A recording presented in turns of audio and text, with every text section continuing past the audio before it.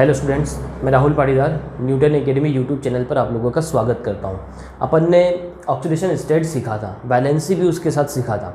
तो मैंने बेसिक तो आपको पढ़ा दिया था कि ऑक्सीडेशन स्टेट क्या होता है और वैलेंसी क्या होता है, दोनों में डिफरेंस क्या होता है। पूरे पीरियोडिक टेबल में मैंने आपको जो सेकेंड वाला आपका जो पीरियड्स है यानी पूरे ग्रुप जो है उनका जो मैन यानी उनका जनरल ऑक्सीडेशन स्टेट क्या होता है वो मैंने सिखा दिया। ऑक्सीजन का अपन ने अलग से देखा, हाइड्रोजन का देखा और फ्लोरीन के बारे में मैंने कहा था वो तो किंग होता है, उसका तो -1 होगा हमेशा।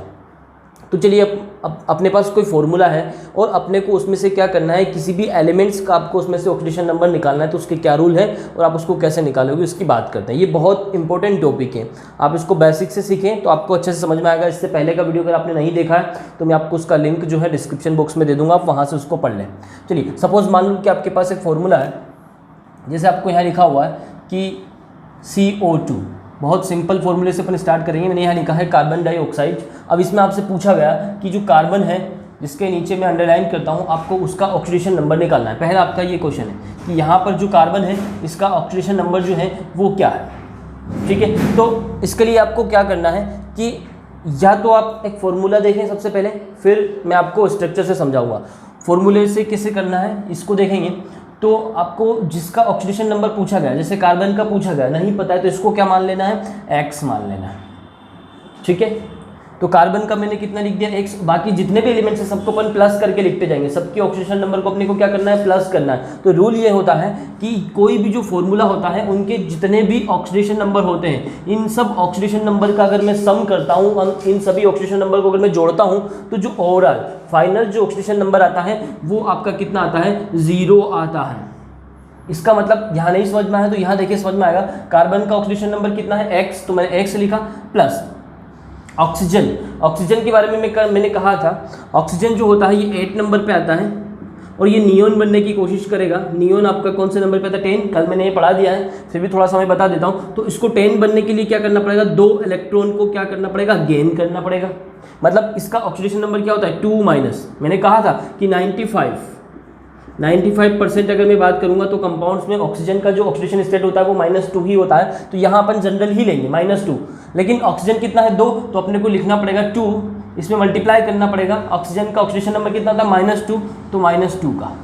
तो मैंने सबसे पहले क्या करा, कार्बन का ऑक्सीडेशन नंबर लिखा x, फिर प्लस किया और ऑक्सीजन का ऑक्सीडेशन नंबर लिख लिया -2। लेकिन ऑक्सीजन कितनी थी, 2 थी, तो मैंने 2 का उसमें मल्टीप्लाई कर दिया। आप डायरेक्ट मल्टीप्लाई करके भी लिख सकते हो -4, कोई दिक्कत नहीं है। अब इन सब का जो सम आने वाला है, दोनों 2 ही एलिमेंट्स थे कार्बन ऑक्सीजन, दोनों के ऑक्सीडेशन स्टेट को अगर मैं जोड़ता हूं तो जो टोटल ऑक्सीडेशन नंबर आता है वो 0 आता है। 0 कब आएगा इसको भी समझ ले, जब तक आपका जो एलिमेंट्स है, जो कंपाउंड्स आपको दिया हुआ है, सॉरी एलिमेंट नहीं, कंपाउंड जो आपको दिया हुआ है उसका ऑक्सीडेशन नंबर जो 0, मतलब इसके ऊपर कोई चार्ज नहीं है। यदि आपका कंपाउंड न्यूट्रल है, पूरा जो है नियम नोट कर लेना, क्या कहा, यदि आपका कंपाउंड जो है वो न्यूट्रल है तो उसके जो एलिमेंट्स है उन सभी एलिमेंट्स के ऑक्सीडेशन नंबर को अगर मैं प्लस करता हूं तो वो कितना आता है, 0 आता है, ठीक है। यही रूल है बस। अब आपको पता चल गया कि इन सबका जो सम है वो कितना है, 0 है। तो आप यहाँ से x का वैल्यू निकाल सकते हो। तो देखो x का वैल्यू निकालने के लिए क्या करेंगे, x ये प्लस माइनस माइनस हो जाएगा, 2 का 2 में करेंगे तो 4 = 0। तो x = कितना आ जाएगा, -4, इधर जाएगा तो क्या हो जाएगा, +4। ये आपका मैथमेटिक्स नहीं है कि आप यहाँ केवल 4 लिखें, 4 लिखा मतलब प्लस का, ऐसा नहीं होता है। ऑक्सीडेशन नंबर को हमेशा प्लस और माइनस लगा के लिखना जरूरी होता है। तो आपको यहाँ पर +4 लिखना पड़ेगा। मतलब आपका जो CO2 है इसमें कार्बन का जो ऑक्सीडेशन नंबर है वो कितना है, +4 है। ये एग्जाम्पल अगर आपको समझ में आया तो बाकी एग्जाम्पल भी समझ में आ जाएंगे। बस आपको जो मैंने कल जो वीडियो दिया था उसको सीखना पड़ेगा। जनरल ऑक्सीडेशन नंबर आपको पता होना चाहिए। अगर ये आपको नहीं पता है तो फिर आप इसको सोल्व नहीं कर सकते। चलिए और एग्जांपल देखते हैं। मैं यहाँ कुछ फॉर्मूले लिख देता हूँ। KMnO4, इसमें अपने को Mn का ऑक्सीडेशन नंबर निकालना है, ठीक है। Cr2O7 2-, ठीक है। इसमें मुझे यहाँ पर क्रोमियम का ऑक्सीडेशन नंबर निकालना है कि कितना है।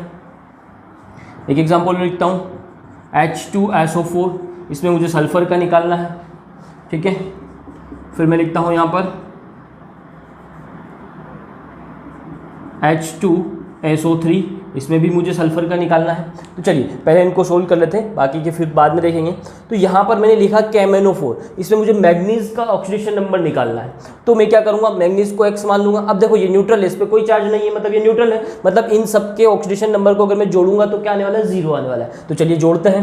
पोटेशियम का कितना होता है, पोटेशियम फर्स्ट ग्रुप का है ना, धातु है, मेटल है और फर्स्ट ग्रुप का है, मतलब इसमें +1, धातु पर हमेशा प्लस ही होता है क्योंकि ये जो इलेक्ट्रॉन डोनर होती है इलेक्ट्रॉन को डोनेट करती है, तो ये एक इलेक्ट्रॉन को डोनेट करती है, तो कितनी होती है +1, तो मैं 1 लिख लूँ यहाँ पर। फिर प्लस मैग्नीज का नहीं पता है मुझे, x प्लस ऑक्सीजन का, यहाँ अगर मैं बात करूँ तो 4 ऑक्सीजन है, 4 लिखूंगा, और एक ऑक्सीजन का कितना होता है -2, तो -2 का 4 में मल्टीप्लाई करके आप सीधा भी लिख सकते हो, माइनस में 8, आप कोई दिक्कत नहीं, इज इक्वल टू क्या हो जाएगा 0। चलो सोल्व कर लेते हैं। 1 + x - 8 इज इक्वल टू 0। अब 8 में से अगर 1 गया तो कितना बचेगा, -7, तो x - 7 इज इक्वल टू 0, तो x इज इक्वल टू कितना हो जाएगा, ये माइनस का 7 इधर जाएगा तो प्लस का 7, मतलब यहाँ पर जो मैग्नीज है उसका ऑक्सीडेशन नंबर कितना आ गया, +7। तो ये पहला रूल आपको समझ में आता है कि यदि आपका कंपाउंड जो है वो न्यूट्रल है तो इन सभी एलिमेंट्स की ऑक्सीडेशन नंबर को अगर मैं जोड़ता हूँ तो वो कितनी आती है, 0। बस इसी के बेस पे अपन इसको सोल्व कर लेंगे, आसानी से हो जाएगा। चलिए इसको देखते हैं। H2SO4 को कैसे करेंगे, तो आपको हाइड्रोजन के बारे में पता होना चाहिए। मैंने कहा था कि हाइड्रोजन अगर मेटल के साथ जुड़ता है तब उसी कंडीशन में उस पर माइनस चार्ज होता है, बाकी जब भी ये नॉन मेटल से जुड़ता है, तो देखो हाइड्रोजन यहाँ कैसे जुड़ा, सल्फर से। सल्फर कहाँ आता है, जो अपन ने यहाँ पर वो कल मैंने यहाँ बनाया था P ब्लॉक का एलिमेंट्स, तो उसमें रेड कलर से जो लिखे थे उसके उधर ही आता है। तो सीधी सी बात है कि ये जो है नॉन मेटल है, अधातु है, इसके साथ जुड़ा हुआ है, मतलब हाइड्रोजन यहाँ पर +1 ऑक्सीडेशन स्टेट में है। तो कितना हाइड्रोजन है, 2, तो एक हाइड्रोजन का +1 है तो 2 हाइड्रोजन का कितना हो जाएगा, 2, तो मैं सीधा 2 लिख देता हूँ। फिर प्लस सल्फर का तो मुझे निकालना है, x मान लिया। फिर प्लस ऑक्सीजन का -2 होता है, 4 ऑक्सीजन है तो -8, तो मैं सीधा यहाँ पर अब क्या लिख रहा हूँ, -8 इज इक्वल टू 0। बस सोल्व कर लो, 8 में से 2 जाएगा तो कितना बचेगा, -6 इज इक्वल टू 0, तो x इज इक्वल टू कितना हो जाएगा, +6। तो जनरल ऑक्सीडेशन नंबर अगर आपको पता है तो आप सल्फर का ऑक्सीडेशन नंबर इजी वे में निकाल सकते हो, किसी भी कंपाउंड का निकाल सकते हो, जरूरी नहीं सल्फर का, आपको जनरल ऑक्सीडेशन नंबर पता होना चाहिए। चलिए अब यहाँ देखते हैं Cr2O7 2-। अब यहाँ जो मैंने रूल्स अभी बताया था वो रूल्स किसके लिए बताया था, यदि आपका कंपाउंड जो है वो न्यूट्रल है, लेकिन यहाँ जो कंपाउंड है वो न्यूट्रल नहीं है, इस पर 2- चार्ज है, ठीक है, तो ये आपका नेगेटिव कंपाउंड हो गया क्योंकि इस पर चार्ज क्या रहा है, 2- चार्ज है। तो इसके लिए क्या रूल होता है, बहुत सिंपल है, इसके लिए भी कुछ ज़्यादा लोड लेने का जरूरत नहीं है। क्रोमियम का निकालना है तो वही करेंगे अपन, क्रोमियम का अपने को नहीं पता, x मानेंगे, कितना क्रोमियम है 2, तो 2 का मल्टीप्लाई कर देंगे x में तो कितना हो जाएगा 2x, यहाँ तक कोई दिक्कत नहीं। फिर इसमें प्लस करेंगे, ऑक्सीजन की कितनी होती है -2 और ऑक्सीजन कितने 7, तो चलिए लिख लेते हैं यहाँ पर 7 × -2। अब इज इक्वल टू यहाँ पर क्या होता है 0, जितने भी एलिमेंट्स है सबकी ऑक्सीडेशन नंबर जोड़ते तो कितना आती है 0, लेकिन यहाँ 0 नहीं आने वाली। यहाँ 0 क्यों नहीं आएगी, क्योंकि आपका कंपाउंड न्यूट्रल नहीं है, तो जो कंपाउंड पे जो चार्ज होता है ये उसी के इक्वल होती है। तो इन सब का ऑक्सीडेशन नंबर को अगर मैं प्लस करूंगा तो किसके इक्वल आने वाली है, -2 के इक्वल आने वाली है। अब 0 नहीं लिखना है, जो ऊपर चार्ज होगा वही आप इज इक्वल टू में लिख दें, बस इतना सा चेंज करना है। चलिए इसको सोल्व कर लेते हैं। ये 2x हो गया, ये +14 इज इक्वल टू -2, ये 2x इज इक्वल टू ये -2 है और ये -14 इधर जाएगा तो +14, प्लस माइनस कितना बचेगा 12, तो 2x इज इक्वल टू 12, तो x इज इक्वल टू कितना हो जाएगा +6। तो यहाँ पर अगर मैं बात करूँगा तो क्रोमियम का जो ऑक्सीडेशन नंबर है वो कितना है, +6 है। तो इस तरीके से आप इसको सोल्व कर सकते हो। चलिए एक को सोल्व करते हैं, H2SO3 ये तो न्यूट्रल है तो बस इसको तो सेम वैसे ही सोल्व करना है। हाइड्रोजन का 1 होता है, 2 हाइड्रोजन का हो जाएगा 2, सल्फर का निकालना है तो x प्लस ऑक्सीजन की अगर मैं बात करूँ तो 3 ऑक्सीजन है, सीधा लिख दूँ -6 है ना, 3 का -2 में मल्टीप्लाई कर दो तो सीधा मैंने लिख दिया -6 इज इक्वल टू में कितना आ जाएगा 0, क्योंकि इस पर कोई चार्ज नहीं है। अब 2 6 माइनस करेंगे तो कितना बचेगा, x - 4 इज इक्वल टू 0, तो x इज इक्वल टू हो जाएगा +4। मतलब यहाँ पर सल्फर का ऑक्सीडेशन नंबर कितना है, +4 है, यहाँ पर सल्फर का ऑक्सीडेशन नंबर कितना था, +6 है। तो यही डिफरेंस होता है। अब कुछ और एग्जाम्पल देखते हैं।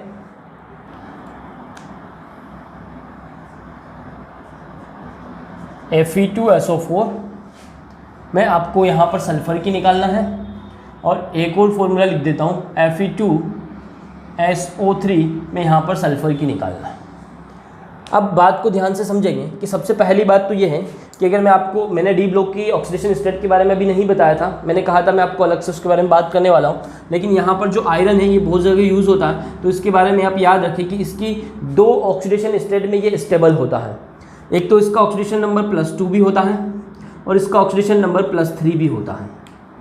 अब मैं एक और चीज़ आपको बता दूँ कि इनके नाम जो होते हैं आपने कहीं कहीं सुना होगा, कहीं कहीं लिखा होता है कि फेरस, कहीं कहीं लिखा होता है फेरिक, ठीक है। जैसे अगर ऑक्साइड है, आयरन का अगर ऑक्साइड है तो कहीं लिखा होता है कि फेरस ऑक्साइड और कहीं लिखा होता है फेरिक ऑक्साइड।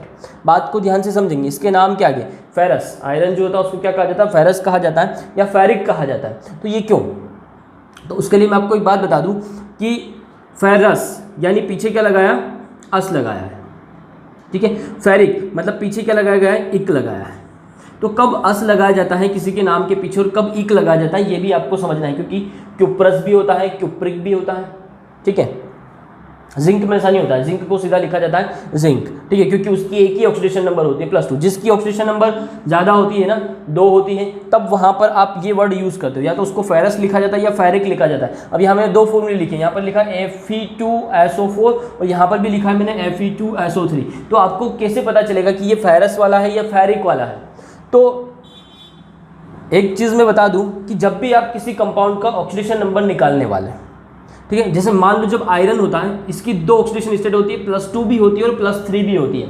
तो जब ये इसकी कम ऑक्सीडेशन स्टेट में होता है, बात को ध्यान से सुनेंगे क्या कह रहा हूँ मैं, जब ये इसकी कम वाली ऑक्सीडेशन स्टेट में होता है तब इसके नाम के पीछे लगाया जाता है अस। क्या लगाया जाता है, अस, यानी इसको अपन पढ़ेंगे फेरस। लेकिन जब ये इसकी हायर ऑक्सीडेशन स्टेट में होता है, यानी ये +3 ऑक्सीडेशन स्टेट में होगा, तब इसके नाम के पीछे में लगाऊंगा इक, फेरिक। ये तो बात की बात है ना। जैसे मान लो ये ऐसा कब यूज होगा, देखो मैं फॉर्मूले से आपको यहाँ पर लिख के बता देता हूँ। जैसे FeO लिख दिया एक और एक लिख दिया मैंने Fe2O3, 2 फॉर्मूले लिखे हैं। आयरन का ऑक्साइड में एक लिखा मैंने FeO और एक लिखा मैंने Fe2O3, ठीक है। अब आप इसको नाम लिखना है, तो ये भी आयरन का ऑक्साइड है और ये भी आयरन का ऑक्साइड है, तो इसको आप क्या कहोगे, फेरस कहोगे कि फेरिक कहोगे, प्रॉब्लम है। तो देखो कैसे पता चलेगा, ऑक्सीजन का ऑक्सीडेशन नंबर कितना होता है, यहाँ देखो -2, तो इस आयरन का कितना हो गया, +2, सीधी सी बात है। तो देखो यहाँ पर क्या आ गया, +2 ऑक्सीडेशन स्टेट में आया। तो मैंने कहा जब ये +2 ऑक्सीडेशन स्टेट में होगा, मतलब लोअर ऑक्सीडेशन स्टेट में होगा, तब इसके नाम के पीछे में क्या लगाऊंगा, फेरस। तो मैं इसको क्या कहूँगा, मैं इसको कहूँगा फेरस ऑक्साइड, इसको क्या कहूँगा। तो यहाँ आप देखूँ मैं ऑक्सीडेशन नंबर निकालूँ, यहाँ देखो ऑक्सीजन का -2 होता है, ऑक्सीजन कितना है 3, तो -6, तो इस आयरन पे कितना आया होगा, +6। अब +6 एक आयरन पे आया है कि दोनों आयरन पे आया, आयरन कितने यहाँ पर 2 है, तो ये +6 टोटल इन दोनों आयरन का है, तो एक आयरन का कितना हुआ, +3। कल मैंने इस टाइप से भी सिखाया था निकाला, अगर आपको ऐसे निकालने में प्रॉब्लम है तो x मान के निकालो। अभी जस्ट अपन निकाल ही रहे इनका, देखो यहाँ पर निकालते हैं Fe2O3 का, Fe2O3, इसमें मुझे आयरन का निकालना है, तो आयरन का निकालूंगा तो मैं ऑक्सीजन को क्या मानूंगा, जनरल मान लेंगे। तो ये तो हो गया x मतलब 2x प्लस ऑक्सीजन की कितनी होती है -2, तो 3 का मल्टीप्लाई करके लिख दो सीधा, -6 = 0। देखो इसको सोल्व कर लो, 2x = 6, तो x = 6/2 = 3, मतलब कितनी आई, +3। तो यहाँ पर मैं आयरन की ऑक्सीडेशन नंबर देखूँ तो कितना आया, +3 आया। तो इसका नाम मैं लिखूंगा फेरिक ऑक्साइड, इक लगा दूंगा। तो जब आयरन +3 अवस्था में होता है तब मैं इक लिखूंगा, जब 2 अवस्था में होता है तो अस लिखूंगा। इस तरीके से कॉपर के बारे में भी बात करते हैं। कॉपर जो होता है ये +1 ऑक्सीडेशन स्टेट और +2 ऑक्सीडेशन, 2 स्टेट में ये स्थायी होता है। तो जब ये 1 में होता है तब अपन क्यूप्रस कहते हैं, जब ये 2 अवस्था में होता है तो इसको क्यूप्रिक कहा जाता है। तो कब अस लगाया जाता है, कब ईक लगाया जाता है, ये भी आपको पता होना चाहिए। तो चलिए, ये तो बेसिक बात हो गई थी। फिर आप इस अपने उस टॉपिक पे आते हैं। अब मुझे यहाँ पर सल्फर की ऑक्सीडेशन नंबर निकालने के लिए कहा गया है, तो मुझे यहाँ प्रॉब्लम है कि Fe जो है वो कौन सी अवस्था में, +2 में या +3 में। तो अब इसका नाम देखेंगे, नाम देखने से मतलब इसको ऐसे भी लिखा जाता है कि ये जो है SO4 है, मतलब सल्फेट। SO4 को क्या कहा जाता है, SO4 पर 2- होता है और इसको कहा जाता है, ये जब भी किसी के नाम के पीछे लग जाता है, जैसे हाइड्रोजन के पीछे लग गया तो उसका नाम हो जाएगा हाइड्रोजन सल्फेट, तो इसको सल्फेट कहा जाता है। ये आयन जो है, मैं आपको नाम लिखना सिखाऊंगा, तब बहुत सारे आयन के नाम याद करवाऊंगा। तो ये आपका क्या होता है, सल्फेट होता है, ठीक है। और यहाँ लिखा हुआ है SO3, इस पर भी 2- होता है और इसका नाम होता है सल्फाइट। इसको क्या कहा जाता है, सल्फाइट। इसको सल्फाइट कहा जाता है, इसको सल्फेट कहा जाता है। ये भी आपको याद रखना है। अब जब इसका नाम लिखा हुआ रहेगा तो आपको नाम ऐसे दिया हुआ रहेगा कि आयरन सेकेंड सल्फेट। तो आयरन सेकेंड सल्फेट लिखा है, इसका सीधा मतलब है कि यहाँ आयरन जो है ये +2 अवस्था में है। यहाँ लिखा हुआ रहेगा आयरन सेकेंड सल्फाइड, तो यहाँ पर भी आयरन जो है वो 2+ अवस्था में है, ठीक है। या फिर क्या कहा जाएगा, यहाँ पर दोनों 2 अवस्था में, तो ये फेरस सल्फेट है और ये फेरस सल्फाइड है, ठीक है। आप फेरस भी बोल सकते हो, फेरिक भी बोल सकते हो, कंफ्यूजन है तो आयरन सेकेंड आयरन थर्ड इस तरीके से बोलो। तो चलिए यहाँ पर सेकेंड लिखा है मैंने, मतलब सीधी सी बात है कि यहाँ जो आपका सल्फर है, मतलब आयरन जो है वो 2+ अवस्था में है, मुझे सल्फर का निकालना है। तो यहाँ मैं क्या करूँगा, 2 × 2, 2 आयरन है और एक आयरन की 2 है, तो 2 का 2 में मल्टीप्लाई कर दें, प्लस सल्फर का नहीं पता है x मान लो, प्लस ऑक्सीजन कितने हैं 4, एक ऑक्सीजन की कितनी होती है -2, तो मैं सीधा कितना लिख दूँ -8 = 0, ये लिखना आपको आना चाहिए। अब 2 का 2 में मल्टीप्लाई करेंगे 4 + x - 8 = 0। अब 8 में से 4 को माइनस करेंगे तो कितना बचेगा, 4 बचेगा, तो x - 4 = 0, तो x = आ गया +4, मतलब यहाँ पर जो सल्फर का ऑक्सीडेशन नंबर है वो कितना है, +4 है। इसी तरीके से यहाँ निकालेंगे तो यहाँ पर भी वही है, 2 × 2, +2 अवस्था में है, फिर प्लस सल्फर का नहीं पता है, x लिखेंगे, ऑक्सीजन कितना है 3 है, एक ऑक्सीजन का -2 होता है तो 3 का -6 = 0, 4 + x - 6 = 0, 6 में से 4 को माइनस करेंगे तो 2, x - 2 = 0, तो x = कितना हो गया, +2, मतलब यहाँ पर सल्फर जो है +2 ऑक्सीडेशन स्टेट में है, यहाँ सल्फर जो है +6 ऑक्सीडेशन स्टेट में है। तो ये आपका इस तरीके से ऑक्सीडेशन नंबर आप निकाल सकते हो किसी भी कंपाउंड का। लेकिन कभी कभी क्या होता है कि जब आप इस फॉर्मूले से ऑक्सीडेशन नंबर निकालते हैं तो वो गलत आता है।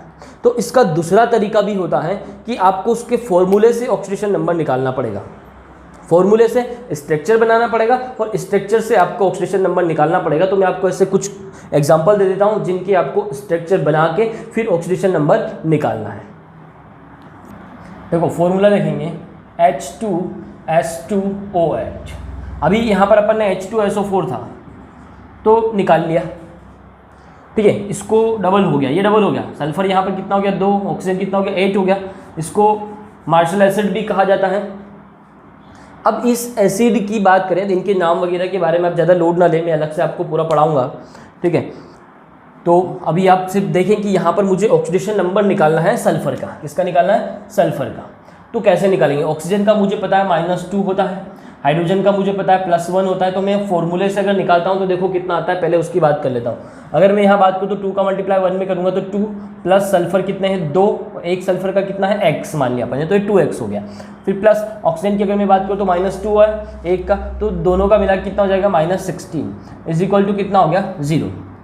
सोल्व कर लें, 16 में से 2 जाएगा तो बचेगा 14 = 0, 2x = आपका हो गया प्लस का 14, तो x = हो जाएगा +7। यहाँ अगर मैं बात करूँ तो सल्फर का ऑक्सीडेशन नंबर कितना आ रहा है, +7 आ रहा है। क्या ये सही है? चलिए तो इसकी बात करते हैं। मैंने कल आप लोगों से कहा था कि ऑक्सीडेशन नंबर जो होता है वो 0 भी हो सकता है, वो कंप्लीट नंबर भी होता है, वो फ्रैक्शन में भी होता है। तो यहाँ अपन सबसे पहले अपने को समझना है कि अपने को स्ट्रक्चर बनाना आना चाहिए, सबसे मोस्ट इंपॉर्टेंट बात यहाँ पर वही होती है। तो जब भी आपको इस टाइप का स्ट्रक्चर बनाना है तो देखो यहाँ पर जो आपका सल्फर है, इसकी अगर मैं बात करूँ तो 2 सल्फर है, एक सल्फर ने दूसरे सल्फर से बॉन्ड बना के रखा हुआ, ठीक है। अब उससे भी इंपॉर्टेंट बात आपको ये पता होना चाहिए, स्ट्रक्चर बनाने के लिए सबसे इंपॉर्टेंट बात जो होती है वो होती है कि आपको वैलेंसी पता हो, जितने भी एलिमेंट्स हो उन सबका वैलेंसी पता आपको होना चाहिए। अगर मैं सल्फर की बात करूँ तो सल्फर 16 नंबर पे आता है, मैंने वैलेंसी निकालना आप लोगों को सिखाया है कल भी। आप या तो पूरा ये लिखें इलेक्ट्रॉनिक कॉन्फ़िगरेशन, अगर आपको डायरेक्ट लिखना आता है तो आप डायरेक्ट भी लिख सकते हैं। डायरेक्ट कैसे लिखना है, डायरेक्ट लिखना मैंने सिखाया था कि अगर अपन देखें तो ये पी ब्लॉक में किस ग्रुप में आ रहा है उसको देखेंगे तो BK9 ये चौथे वाले ग्रुप में आ रहा है, मतलब इसके पी में 4 इलेक्ट्रॉन होने वाले और एस में 2 इलेक्ट्रॉन तो होते ही सही। अब ये थर्ड वाले पीरियड का तो 3s2 और 3p4 ये आने वाला है, मैंने कल सिखा दिया है सारा निकालना। तो इसके लास्ट में 6 इलेक्ट्रॉन होते हैं। 6 इलेक्ट्रॉन को लिखने का तरीका भी मैंने बताया, सल्फर ये है, ये 1, फिर ये 2, 3, 4, ये 5 और ये 6 इलेक्ट्रॉन को ऐसे रखा जाता है। तो जनरल स्टेट में अगर मैं बात करूँ तो इसके पास 2 अनपेयर इलेक्ट्रॉन है, मतलब इसका वैलेंसी कितना होता है 2 होता है। फिर जब ये अगर इस इलेक्ट्रॉन को एक्साइटेड करके दूसरे कक्षक में भेज देगा, क्योंकि यहाँ पर तीसरा वाला है तो मतलब इसका 3D खाली है, कल सिखाया था मैंने। तो अब इसका वैलेंसी जो है 1 2 3 और 4 हो गया, मतलब इसका वैलेंसी स्टार्टिंग में कितना था 2, 2 के बाद कितना हुआ सीधा 4, और यहाँ से एक इलेक्ट्रॉन और एक्साइटेड करके अगर पहुंचा देगा तो कितनी हो जाएगी 6। मतलब सल्फर जो है या तो ये 2 बॉन्ड बनाएगा, या फिर ये 4 बनाएगा, या फिर ये 6 बनाएगा। ये आपको याद होना चाहिए, इसके ज़्यादा ना इससे कम नहीं बना सकता। 3 नहीं बनाएगा, 5 नहीं बनाएगा, या तो 2 बनाएगा, या 4 बनाएगा, 6 बनाएगा। तो मैंने सल्फर के बीच में एक बॉन्ड तो बना दिया, तो दोनों ने एक बॉन्ड तो बना लिया है। अब मेरे पास क्या बचा है मैं उसको देखता हूँ। H2S2O8 है, मतलब 2 हाइड्रोजन है और ऑक्सीजन कितने, 8 ऑक्सीजन मेरे पास अभी भी बचे हुए। तो 8 ऑक्सीजन को मुझे रखना है, तो मैं सबसे पहले तो ये देखूंगा कि मेरे को इन दोनों के साथ बराबर बराबर ऑक्सीजन शेयर कर देना है। तो 8 ऑक्सीजन को रखने के लिए मुझे क्या करना पड़ेगा, 3 ऑक्सीजन में इसके साथ रख देता हूँ, 1 2 और 3 ऑक्सीजन में इसके साथ रखूँ, 1 2 और 3। तो कितना ऑक्सीजन हो गया है, टोटल ऑक्सीजन कितना हो गया, 6 ऑक्सीजन हो गया है। ठीक है, अब ये सोच रहे होगे कि बराबर रखनी थी, 4 इसके साथ रख देता, 4 इसके साथ रख देता। देखो उसमें क्या प्रॉब्लम आने वाली वो भी देखते हैं। सपोज मान लो आपने यहाँ 4 ऑक्सीजन रख दिया, 1 2, ठीक है, यहाँ पर भी मैंने 4 ऑक्सीजन रख दिया, 1 2। अब मुझे पता है कि जो ऑक्सीजन है उसका वैलेंसी कितना होता है, 2 होता है। तो ये सभी ऑक्सीजन यहाँ पर डबल बॉन्ड बनाने वाले। यहाँ सल्फर के देखो कितने बॉन्ड बनेंगे, 1 2 3 4 5। मैंने कहा 5 बॉन्ड तो बनते नहीं। सपोज मान लो ये डबल बना ले, तो मान लो इसने एक ने डबल बना लिया तो 6 हो गए। अब 6 से ज़्यादा तो ये बना नहीं सकता। तो क्या यहाँ पर ये 3 ऑक्सीजन का वैलेंसी अधूरा रहेगा, ये कहाँ कंप्लीट करेंगे वैलेंसी। सपोज मान लो आपके पास 2 हाइड्रोजन भी है, एक हाइड्रोजन यहाँ आ गया, इस ऑक्सीजन के साथ एक हाइड्रोजन यहाँ आ गया, और इसने भी डबल बना लिया, एक यहाँ आ गया। तो अभी भी 2 ऑक्सीजन का वैलेंसी जो है वो कंप्लीट नहीं हुआ है। तो ये प्रॉब्लम आ रही है, इसीलिए मैं 4 ऑक्सीजन इसके साथ और 4 ऑक्सीजन इसके साथ नहीं जोड़ सकता हूँ। तो फिर मैं क्या करूँगा उसको समझना। इसका ऑक्सीडेशन नंबर आया था वो +7 में यहाँ लिख देता हूँ। ठीक है, अब मैं इसको चेंज करने वाला हूँ। क्या करूँगा, ये सल्फर है, ये दूसरा सल्फर है। ठीक है, मैंने कहा था 3 ऑक्सीजन तो मैं इसके साथ रख रहा हूँ, 1 2 3, 3 इसके साथ रख दूँ, 1 2 3। अब 2 ऑक्सीजन और जो बची है वो 2 ऑक्सीजन में यहाँ बीच में रख देता हूँ, 1 2। ठीक है, तो दोनों के बराबर बराबर ऑक्सीजन हो गई। और यहाँ अगर मैं बात करूँगा तो इन दोनों ऑक्सीजन के डबल बॉन्ड बन गए। इस वाले ऑक्सीजन ने 2 बॉन्ड बना लिए, इसने भी 2 बना लिए। बाहर की अगर बात करें तो ये डबल बना ले, इसके साथ हाइड्रोजन आ जाए, ये भी डबल बना ले और इसके साथ हाइड्रोजन आ जाए। हाइड्रोजन यहाँ नीचे लिख देता हूँ, यहाँ डबल बॉन्ड बना देता हूँ हाइड्रोजन, कोई फर्क नहीं पड़ेगा उससे। अब अगर मैं देखूँगा तो सल्फर ने कितने बॉन्ड बनाए, 2 2 4 और एक 5 बॉन्ड बनाए, 2 2 4 और एक 5 बॉन्ड बनाए, 5 बॉन्ड दिख रहे हैं। सल्फर 5 नहीं, कितने बनाता, 6 बॉन्ड बनाता। तो इस ऑक्सीजन के साथ भी डबल बना लेगा, इसके साथ भी क्या करेगा, डबल बना लेगा। तो देखो ना, आपका जो यहाँ अगर मैं बात करूँ तो ये स्ट्रक्चर क्या हो गया, कंप्लीट हो गया।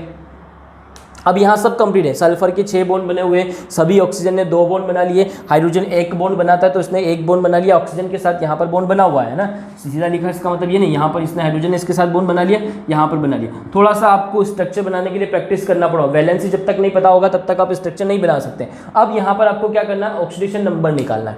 ऑक्सीडेशन नंबर अब स्ट्रक्चर से निकालना बहुत आसान होता है। देखो कैसे निकालेंगे। यहाँ अगर मैं बात करूँ तो ये ऑक्सीजन है और ये भी ऑक्सीजन है, और इनके बीच में जो बॉन्ड बना हुआ, मैंने तुम लोगों से कहा था कि जब भी ऑक्सीडेशन नंबर आता है किसी भी कंपाउंड पर, चार्ज आता है, वो चार्ज किसकी वजह से आता है, इलेक्ट्रोनेगेटिविटी में डिफरेंस की वजह से आता है। कल ये मैंने सिखा दिया है। यहाँ इन दोनों, यहाँ ये भी ऑक्सीजन है, ये भी ऑक्सीजन है, तो यहाँ बीच में जो ये बॉन्ड है, यहाँ तो इलेक्ट्रोनेगेटिविटी में कोई डिफरेंस ही नहीं आया, मतलब ना तो ये इलेक्ट्रॉन इधर जाएगा ना इधर जाएगा। तो ये बीच वाले बॉन्ड की वजह से तो इस ऑक्सीजन पे कोई चार्ज नहीं आएगा, यहाँ पर भी कोई चार्ज नहीं आएगा।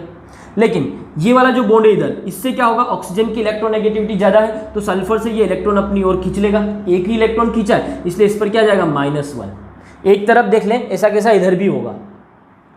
फिर ये ऑक्सीजन की अगर मैं बात करूँ तो ये ऑक्सीजन इस हाइड्रोजन के साथ जुड़ा हुआ है, यहाँ तो ये एक ही बॉन्ड है सल्फर के साथ, तो यहाँ से भी ये क्या करेगा, सल्फर से एक ही इलेक्ट्रॉन लेगा, जिससे सल्फर की वजह से इस पर कितना आएगा, -1। और ये एक इलेक्ट्रॉन इस हाइड्रोजन से खींच लेगा, क्योंकि इधर हाइड्रोजन से भी ऑक्सीजन की इलेक्ट्रोनेगेटिविटी ज़्यादा होती है, तो एक इससे खींच लेगा, तो -1। तो टोटल इस ऑक्सीजन पे कितना हो गया, -2। समझ गए। उसके ऑक्सीजन से कोई मतलब नहीं। यहाँ कितना चार्ज आया, 2 माइनस आया इस ऑक्सीजन पे, यहाँ इस ऑक्सीजन पे कितना आया, -1। किसकी वजह से, इस सल्फर की वजह से -1 आया है, तो इस सल्फर पे कितना जाएगा, +1, क्योंकि इसने एक इलेक्ट्रॉन दिया है।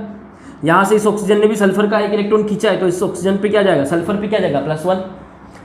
यहाँ इस सल्फर से 2 बॉन्ड बना रही है ऑक्सीजन, मतलब इस दोनों ही बॉन्ड के इलेक्ट्रॉन कौन खींच लेगा, ऑक्सीजन खींच लेगा। 2 बॉन्ड 2 इलेक्ट्रॉन, तो +2 दिए है ना, तो +2। यहाँ पर भी ये ऑक्सीजन 2 इलेक्ट्रॉन ले लेगी सल्फर से, तो कितना आ जाएगा, +2। तो देखो ओवरऑल कितना आया, इन दो बॉन्ड की वजह से +2, इससे भी +2, यहाँ से +1 और यहाँ से +1, तो 2, 4, 5 और 6, मतलब यहाँ पर एक सल्फर जो है उसकी ऑक्सीजन संख्या कितनी है, +6, तो इस सल्फर भी कितनी है, +6, और यहाँ कितनी आई थी, +7। गलत, कितनी होती है, +6 ऑक्सीजन संख्या होती है। तो स्ट्रक्चर से सही आया है, वहाँ जो है उससे वो सही नहीं आया है। जब आपने स्ट्रक्चर बनाया तो पता चला कि यहाँ पर जो ऑक्सीडेशन नंबर है वो कितना होता है, +6 होता है, +7 नहीं होता है। तो इस तरीके से आपको स्ट्रक्चर बनाना भी आना चाहिए। अभी और भी अपन स्ट्रक्चर बनाएंगे तो जो भी डाउट है वो क्लियर हो जाएंगे। आप इस स्ट्रक्चर को बना लें, स्क्रीनशॉट ले लें। CrO5, कभी कभी इसके बारे में भी बहुत ज़्यादा क्वेश्चन पूछा जा रहा है, तो इसके बारे में देख लेते हैं क्या होता है। तो क्रोमियम की अगर मैं बात करूँ तो क्रोमियम का आपको वैलेंसी पता होना चाहिए कि क्रोमियम कितने बॉन्ड बनाएगा, ठीक है। तो अगर अपन बात करें तो क्रोमियम की मैं बात करूँ तो ये 24 पे आता है। कितने नंबर पे आता है, 24 पे आता है, ठीक है। स्कैंडियम, टाइटेनियम, वेनेडियम और क्रोमियम, इसका 21 होता है, इसका 22, 23, 24। ये भी मैंने पीरियोडिक टेबल में आपको डी ब्लॉक के एलिमेंट्स का एटॉमिक नंबर निकालना डायरेक्ट सिखाया था, वहाँ सिखाया था, इसलिए मैंने सीधा 24 बोल दिया था। मैंने कहा था कि ये जो थर्ड सीरीज होती है, यानी इसको फर्स्ट ट्रांजिशन मेटल कहा जाता है, जो आपका ग्रुप 4th ग्रुप होता है। मैंने कहा था ये वाली लाइन जो होती है ये 20 वाली होती है, इसमें जितने नंबर पे आता है, ये 4th नंबर पे आ रहा है तो 24 बोल दो सीधा। मैं आपको डिस्क्रिप्शन बॉक्स में लिंक दे दूंगा, आप वहाँ से पढ़ लेना। तो अगर मैं यहाँ बात करूँ तो इसके लास्ट में अगर बात करें तो 3d4 आना चाहिए, 4s2 3d4, लेकिन ऐसा नहीं होता। ये यहाँ से एक इलेक्ट्रॉन ले लेता है और 3d में 5 हो जाते हैं। मैं आपको जब इलेक्ट्रॉनिक कॉन्फ़िगरेशन डी ब्लॉक का सिखाऊंगा तब वहाँ सिखाऊंगा कि ये ऐसा क्यों करता है।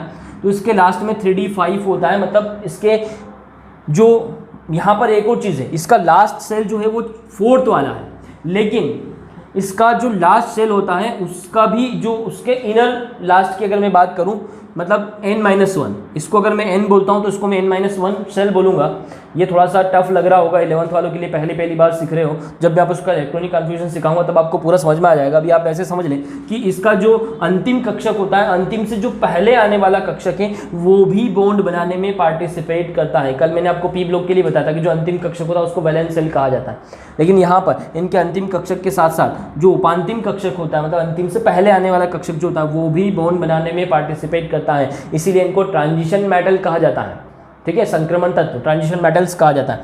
तो चलिए यहाँ पर 3d में 5 इलेक्ट्रॉन है, मतलब इसका जो वैलेंसी है वो 5 हो सकता है। तो चलिए देखते हैं, यहाँ पर इसका स्ट्रक्चर 5 हो सकता है, टोटल इलेक्ट्रॉन कितने 6, तो इसका वैलेंसी कितना हो सकता है, 6 हो सकता है। 4 में भी 1 इलेक्ट्रॉन है। तो चलिए अब इसका स्ट्रक्चर बनाते हैं। स्ट्रक्चर अपन बनाएंगे तो इसका स्ट्रक्चर जो होता है, आप इसको याद रखने का एक अच्छा तरीका है कि इसका जो बटरफ्लाई होती है ना, उसके जैसा इसका स्ट्रक्चर होता है। क्रोमियम 5 ऑक्सीजन है, तो चलिए 5 ऑक्सीजन को मैं लिख देता हूँ, 1 2 3 4 और 5। अब मैंने कहा कि ये 6 बॉन्ड बना सकता है, 5 तो आपको दिख रहे हैं। कोई भी एक ऑक्सीजन जो है वो डबल बॉन्ड बना ले, लेकिन सभी ऑक्सीजन जो होती है वो डबल बॉन्ड बनाती है। तो ये ऑक्सीजन क्या करेगी, आपस में भी क्या कर लेगी, बॉन्ड बना लेगी। तो इस तरीके से इस ऑक्सीजन के 2 बॉन्ड हो गए, इसके 2 हो गए, इसके 2 हो गए, इसके 2, सभी ऑक्सीजन के 2 बॉन्ड हो गए हैं। इस ऑक्सीजन ने भी 2 बना लिए और क्रोमियम के 6 हो गए। तो इस तरीके से इसका बटरफ्लाई के जैसा इसका स्ट्रक्चर होता है। अब यहाँ पर ऑक्सीडेशन नंबर निकालना, यहाँ से निकालोगे तो कितनी होती है, देखो ऑक्सीजन की कितनी होती है, -2, तो क्रोमियम की x मान लेते हैं, प्लस 5 × -2 कितना हो जाएगा, -10 = 0। तो x = कितना हो जाएगा, +10। अरे बाप रे, +10 तो ऑक्सीडेशन स्टेट होता ही नहीं है। पूरी पीरियोडिक टेबल में अगर अपन बात करें तो जो ऑस्मियम होता है वो सबसे ज़्यादा ऑक्सीडेशन नंबर शो करता है, और वो होता है +8। +8 से ज़्यादा ऑक्सीडेशन नंबर पॉसिबल नहीं है। यहाँ तो +10 बताना है, तो ये तो पॉसिबल ही नहीं है कि +10 ऑक्सीडेशन स्टेट हो सकता है। तो फिर अब क्या करें, तो यहाँ स्ट्रक्चर पे जाते हैं। देखो स्ट्रक्चर में क्या हो रहा है, पहले यहाँ देखते हैं। ये ऑक्सीजन के साथ बॉन्ड बना रहा है। मैंने कहा कि जब दोनों सेम एलिमेंट्स के बीच में बॉन्ड बनता है तो यहाँ पर इनका ऑक्सीडेशन नंबर कुछ नहीं होगा, ना तो ये इलेक्ट्रॉन इधर खींचेगा, ना दोनों की पावर बराबर है। तो यहाँ से तो कोई चार्ज नहीं आने वाला ऑक्सीजन पर, लेकिन यहाँ पर ऑक्सीजन का इलेक्ट्रोनेगेटिविटी ज़्यादा होगा, तो ये क्रोमियम से एक इलेक्ट्रॉन छीन लेगा। तो उसकी वजह से इस पर -1, तो क्रोमियम पे कितना आ गया, +1। सेम टू सेम वैसे ही इसने भी एक बॉन्ड बनाया, ये एक इलेक्ट्रॉन खींचेगा, इस पर -1, इस पर +1, ये भी एक इलेक्ट्रॉन लेगा, -1 +1, ये एक इलेक्ट्रॉन लेगा, इस पर भी +1। इसने 2 बॉन्ड बना रखे, तो ये 2 इलेक्ट्रॉन खींचेगा, तो 2, तो देखो टोटल कितना आया है 2 3 4 5 6, मतलब यहाँ पर क्रोमियम का ऑक्सीडेशन नंबर कितना आया +6। ये सही है, ये गलत है। तो हर कंपाउंड्स का आप फॉर्मूला बनाकर ऑक्सीडेशन नंबर नहीं निकालेंगे, आपको स्ट्रक्चर से भी ऑक्सीडेशन नंबर निकालना आना चाहिए। तो मैं जो जो यहाँ पर बता रहा हूँ उन सबको आप क्या करते जाएं, नोट करते जाएं, स्ट्रक्चर बनाते जाएं। कभी कभी पूछ लिया जाता है यही वाला आ जाए। चलिए, ब्लीचिंग पाउडर का नाम तो आप लोगों ने सुना ही होगा। उसके अगर फॉर्मूले की अगर मैं बात करूँ तो वो होता है CaOCl2। ये फॉर्मूला है आपका ब्लीचिंग पाउडर का। अब इसका आपको ऑक्सीडेशन नंबर निकालना है, तो देखिए इसका स्ट्रक्चर पे जाएंगे। यहाँ पर कैल्शियम की अगर मैं बात करूँ तो ये 2 बॉन्ड बना सकता है। तो एक बॉन्ड तो ये सीधा क्लोरीन के साथ बना लेगा और एक बॉन्ड जो है ये O और Cl के साथ बनाएगा। अब मुझे यहाँ पर दोनों क्लोरीन का ऑक्सीडेशन नंबर निकालना है। क्लोरीन का मुझे यहाँ पर ऑक्सीडेशन नंबर निकालना है, दोनों क्लोरीन का। फॉर्मूले से निकाल के देखें क्या, फॉर्मूले से निकाल के देखते हैं। यहाँ पर कैल्शियम की अगर मैं बात करूँ तो सेकेंड ग्रुप में आता है, मतलब +2 होती है, ठीक है। प्लस ऑक्सीजन की कितनी होती है -2, तो 2 -2 + 2x, इसकी x मान ली =0, तो ये तो हो गया 0, ठीक है। और ये हो जाएगा x =0/2। कितना आ गया भाई, ये तो 0/2 आ गया। पॉसिबल ही नहीं हो पा रहा है। तो फॉर्मूला देखते हैं, ये क्या बताता है अपना। यहाँ पर अगर मैं बात करूँ तो कैल्शियम की +2 होती है, ठीक है। मेटल पर प्लस चार्ज ही होता है। तो ये देखो यहाँ पर समझ में आ रहा है ना, ये ऑक्सीजन क्या करेगी, इससे इलेक्ट्रॉन लेगी। तो यहाँ अपने को क्लोरीन की निकालनी, इससे कुछ लेना देना नहीं है। तो यहाँ देखो ही मत, आप सीधा यहाँ देखो, इसने एक बॉन्ड बना रखा। ऑक्सीजन की इलेक्ट्रोनेगेटिविटी क्लोरीन से ज़्यादा होती है। मैंने आपको कल ही बताया था कि सबसे ज़्यादा फ्लोरीन की होती है, फिर ऑक्सीजन की होती है। ये किंग है और ये उसका मंत्री है। तो ये इलेक्ट्रॉन को छीनेगा, लेकिन एक ही बॉन्ड बना रखा, एक ही इलेक्ट्रॉन छीनेगा। तो इस पर कितना आएगा +1, मतलब ये वाला क्लोरीन आपका +1 ऑक्सीडेशन स्टेट में है, ठीक है। और यहाँ अगर बात करें तो यहाँ देखो, तो ये तो 0 हो गया ना, 0/2 तो 0। तो 0 क्यों आया, उसका रीज़न यहाँ समझ में आ जाएगा। ये अगर इस क्लोरीन की अगर मैं बात करूँ तो ये क्लोरीन कैल्शियम के साथ जुड़ा हुआ है, एक ही बॉन्ड बनाया हुआ है। तो अब ये क्या करेगा, इसकी क्लोरीन की इलेक्ट्रोनेगेटिविटी ज़्यादा होती है, तो ये इलेक्ट्रॉन छीनेगा, एक इलेक्ट्रॉन छीनेगा, तो -1। तो देखो एक क्लोरीन का -1 था, एक का +/-0, इसलिए ये 0 ओवरऑल बता रहा है, ठीक है। ओवरऑल कितनी होती है, 0 होती है। लेकिन यहाँ पर एग्जैक्ट आपको बताना पड़ेगा, एक क्लोरीन का -1 होता है और एक क्लोरीन का कितना होता है, +1 होता है। तो चलिए, आपको स्ट्रक्चर से भी ऑक्सीडेशन नंबर निकालना आना चाहिए। और भी कुछ फॉर्मूले बता देता हूँ मैं। Fe3O4, इसको देखते हैं। यहाँ आयरन के दोनों ऑक्साइड को मिक्स कर दिया गया है। आयरन ऑक्साइड, फेरस ऑक्साइड का फॉर्मूला बताया मैंने FeO, और फेरिक ऑक्साइड का मैंने बताया था Fe2O3। दोनों को प्लस करो, देखो ये फॉर्मूला आ जाएगा Fe3O4। चलिए, अगर इसकी ऑक्सीडेशन नंबर निकालना है तो उसको कैसे निकालेंगे। सबसे पहले तो फॉर्मूला बनाना आना चाहिए। तो सबसे पहले आप क्या करेंगे कि जो 3 बनाने के लिए क्या करना है, पहले एक ऑक्सीजन लिखो, फिर एक आयरन लिखो, फिर एक ऑक्सीजन लिखो, फिर एक क्या लिखो, आयरन लिखो। इस तरीके से फिर एक ऑक्सीजन लिखो, फिर एक आप क्या लिखो, आयरन लिखो। इस तरीके से एक बेंजीन जैसा स्ट्रक्चर आप बना लें, ठीक है। आयरन, ऑक्सीजन, फिर आयरन, ऑक्सीजन, आयरन, ऑक्सीजन, इस तरीके से रख लें। तो देखो 3 आयरन हो गए, तो 3 आयरन हो गए। ऑक्सीजन कितनी, 4, तो 3 तो हो गई है। 2 ऑक्सीजन और कहाँ होती है, ये दोनों आयरन जो होते हैं ये क्या करते हैं, ऐसे बॉन्ड बना लेते हैं। तो ये स्ट्रक्चर हो गया Fe3O4 का। अब मुझे यहाँ पर आयरन की, तीनों आयरन की अलग अलग ऑक्सीडेशन स्टेट बतानी है कि कौन कौन सी ऑक्सीडेशन स्टेट होती है। तो निकाल लेते हैं, बहुत सिंपल है। इस आयरन ने कितने बॉन्ड बनाए, 3, और तीनों किसके साथ बनाए, ऑक्सीजन के साथ। सीधा ये देखो ना, तो ये तीनों ऑक्सीजन इससे क्या करेगी, एक एक इलेक्ट्रॉन को छीन लेगी। तो 3 इलेक्ट्रॉन गए, मतलब कितना आ गया, +3। ऐसे डायरेक्ट देखना सीखो। इस आयरन ने 2 ऑक्सीजन के साथ बॉन्ड बना रखा है, दोनों ऑक्सीजन इसका एक एक इलेक्ट्रॉन लेंगे, तो कितना हो जाएगा, +2। इसने 3 के साथ बनाया है तो +3, मतलब यहाँ पर ये जो 2 आयरन है इनकी ऑक्सीडेशन स्टेट कितनी है, +3 है, और एक की कितनी है, +2 है। यहाँ निकालोगे तो ये एवरेज बताएगा, है ना। तो आपको स्ट्रक्चर से एग्जैक्ट निकालना आना चाहिए। Na2S2O3। चलिए यहाँ देखते हैं।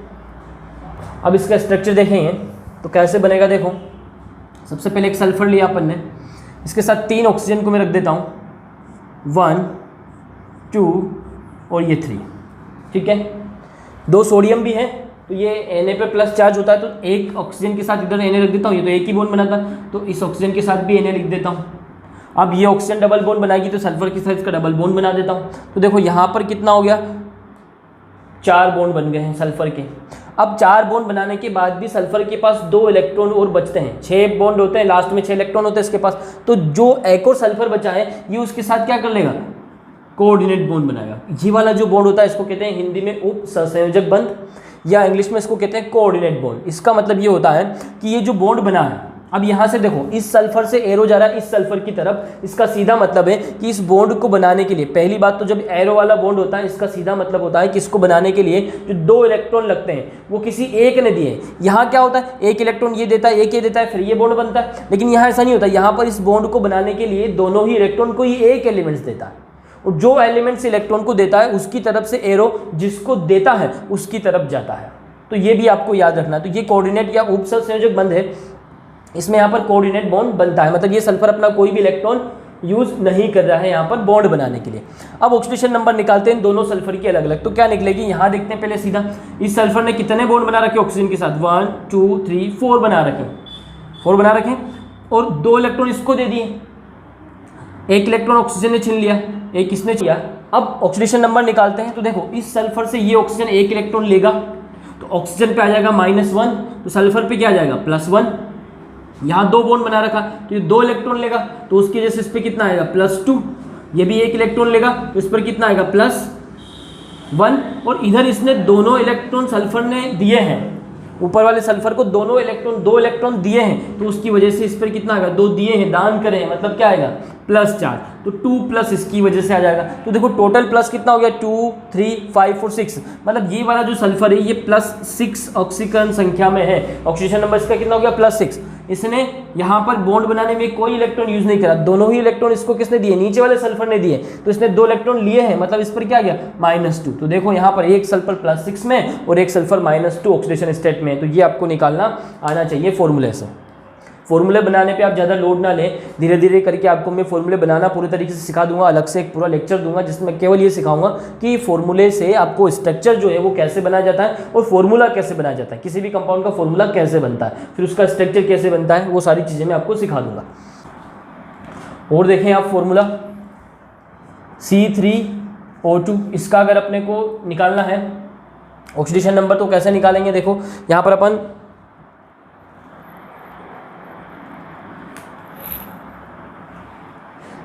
कार्बन का ऑक्सीडेशन नंबर निकालेंगे। तो सबसे पहले स्ट्रक्चर बनाएंगे। कार्बन जो होता है ये इस तरीके से एक चेन बनाता है, लंबी चेन बना सकता है। तो यहाँ 3 कार्बन है, तो 3 कार्बन को मैंने 3 बॉन्ड से ऐसे बना दिया है, और 2 ऑक्सीजन है, एक इसके साथ जुड़ जाए डबल बॉन्ड बनाएगा, सीधी सी बात है ऑक्सीजन, तो इधर भी इसने डबल बॉन्ड बना लिया। अब कार्बन की वैलेंसी जो होती है वो 4 होती है, लेकिन इस कार्बन की देखें तो 3 हुई, इसकी 2 हुई और इसकी भी कितनी हुई, 3 हुई। तो ये यहाँ पर आपस में भी क्या कर लेंगे, डबल बॉन्ड है। कार्बन के बीच में डबल बॉन्ड भी बनता है, ट्रिपल बॉन्ड भी बनता है।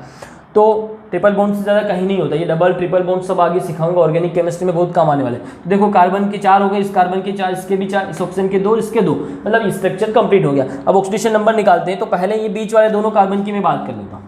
यहाँ कार्बन का बॉन्ड कार्बन के साथ बना है और इसका भी कार्बन का बॉन्ड इधर कार्बन के साथ बना है। तो ये बीच वाले जब कार्बन की अगर मैं बात करूँ तो इसका ऑक्सीडेशन नंबर क्या है, 0, क्योंकि ये ना तो इससे इलेक्ट्रॉन छीनेगा ना इसको देगा, यहाँ तो कोई फर्क नहीं पड़ने वाला। लेकिन इस कार्बन की अगर बात करूँ तो इसने यहाँ पर ऑक्सीजन की इलेक्ट्रोनेगेटिविटी ज़्यादा है, 2 बॉन्ड बना रखे, तो इस पर कितना आएगा -2, तो इस पर कितना आ जाएगा +2। यहाँ इसकी बात करूँ तो इस पर भी कितना आएगा -2, इस पर कितना आ जाएगा +2। मतलब ये वाले अगर फर्स्ट मानते हैं इस कार्बन को, इसको सेकंड, इसको थर्ड, तो फर्स्ट वाले कार्बन की +2 है, सेकंड वाले की 0 है और थर्ड वाले की फिर से कितनी +2 ऑक्सीडेशन स्टेट है। तो इस तरीके से आपको स्ट्रक्चर बनाकर भी ऑक्सीडेशन नंबर निकालना आ जाएगा। आप प्रैक्टिस करें थोड़ा सा, और भी अगर आपको ऐसा कोई फॉर्मूला मिलता है जिसका आपको ऑक्सीडेशन नंबर जो है निकालना नहीं आ रहा है तो मुझे आप कमेंट बॉक्स में बताएं, मैं आपको उसका सोल्यूशन दे दूंगा।